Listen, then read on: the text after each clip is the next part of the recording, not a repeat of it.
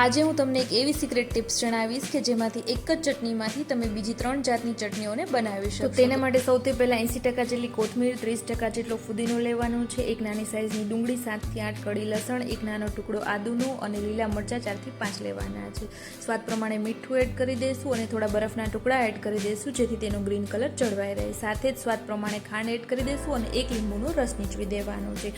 અને હવે આ બધી જ વસ્તુઓને સારી રીતે મિક્સર જારમાં પીસી લઈશું તો આપણી નોર્મલ ગુજરાતી ચટણી રેડી થઈ ગઈ. જો આ ચટણીમાં તમે 1 ચમચી જેટલું વેજ મેયોનીઝને એડ કરી દેશો તો અને મિક્સ કરી દેશો તો અહીંયા તમારું મિન્ટ મેયોનીઝ રેડી થઈ ગયું છે.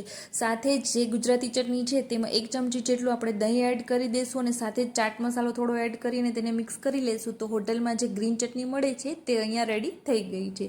હવે આ જ ગુજરાતી ચટણીમાં જો થોડું કેરીના કટકા એડ કરીને ફરીથી મિક્સર જારમાં પીસી લેશો તો જે લારી પર એકદમ ગ્રીન ખાટી મીઠી ચટપટી ચટણી મળે છે તે ચટણી રેડી થઈ ગઈ છે. તો આવી રીતે એક સાદી ગુજરાતી ચટણીમાંથી તમે બીજી 3 જાતની ચટણીઓ કે ડીપને તૈયાર કરી શકો છો. તો આ રેસીપીને એકવાર જરૂરથી ટ્રાય કરજો.